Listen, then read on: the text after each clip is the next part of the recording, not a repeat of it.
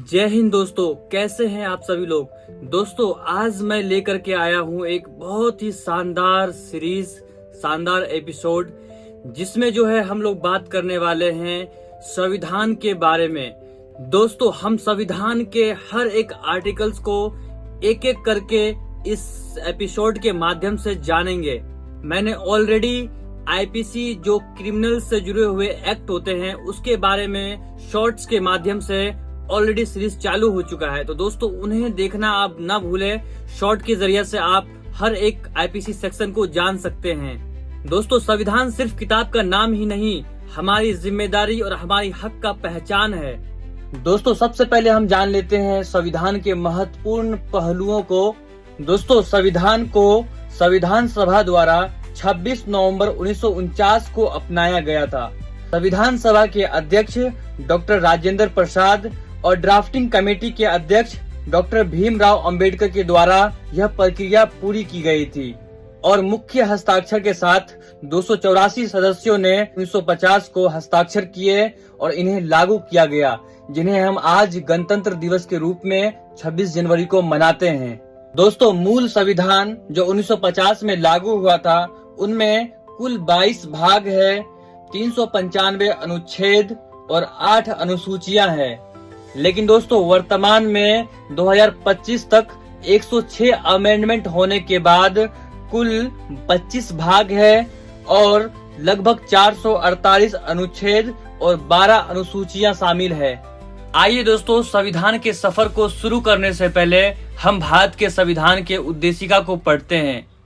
हम भारत के लोग भारत को एक संपूर्ण प्रभुत्व संपन्न समाजवादी पंथ निरपेक्ष लोकतंत्रात्मक गणराज्य बनाने के लिए तथा उसके समस्त नागरिकों को सामाजिक, आर्थिक और राजनीतिक न्याय, विचार, अभिव्यक्ति, विश्वास, धर्म और उपासना की स्वतंत्रता, प्रतिष्ठा और अवसर की समता प्राप्त करने के लिए तथा उन सब में व्यक्ति की गरिमा और राष्ट्र की एकता और अखंडता सुनिश्चित करने वाली बंधुता बढ़ाने के लिए दृढ़ संकल्प होकर अपने इस विधानसभा में आज तारीख 26 नवंबर 1949 ईस्वी मिति मार्गशीर्ष शुक्ला सप्तमी स्वतः 2006 विक्रमी को एतद द्वारा इस संविधान को अंगीकृत,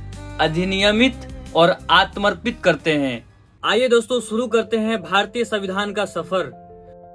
दोस्तों मैंने इंडिया गवर्नमेंट के ऑफिशियल वेबसाइट पर जाकर संविधान का जो बुक है लेटेस्ट वाला उसे डाउनलोड किया है और उसके बाद जो है मैं इस फोन के जरिए से आपके साथ पढ़ूंगा और जो है जानकारी शेयर करूंगा।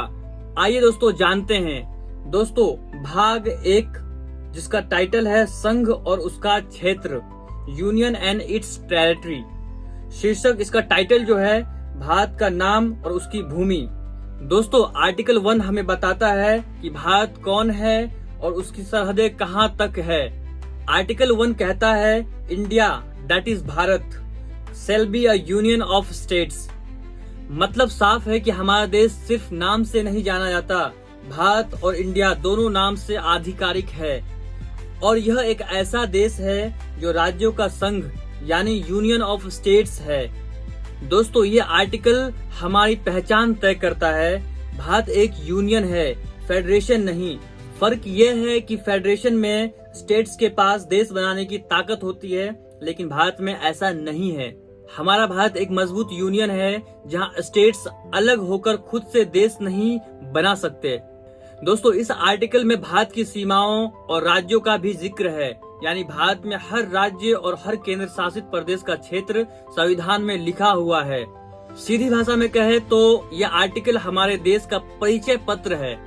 दोस्तों हम सभी लोग अपने रियल लाइफ में यह जरूर कनेक्ट करते होंगे कि जब आप पासपोर्ट खोलते हैं वहाँ लिखा होता है रिपब्लिक ऑफ इंडिया। यही इस आर्टिकल की ताकत है। किसी भी नागरिक को यह जानना जरूरी है कि हमारा देश एक मजबूत यूनियन है और कोई भी राज्य अलग होकर खुद को देश घोषित नहीं कर सकता। और दोस्तों आर्टिकल 1 हमें राष्ट्रीय एकता का असली मतलब सिखाता है। हम सब एक ही भारत के नागरिक हैं, यही लोकतंत्र और संविधान की पहली पहचान है। इसलिए दोस्तों मैं कहना चाहूंगा कि आर्टिकल याद रखो, हक मत भूलो, क्योंकि संविधान जानना ही असली नागरिकता है। तो दोस्तों यह था भारतीय संविधान के सफर का आर्टिकल 1। आप सबको कैसा लगा कमेंट करके जरूर बताएं और मिलते हैं बहुत जल्दी नेक्स्ट एपिसोड में। तब तक के लिए बहुत बहुत धन्यवाद।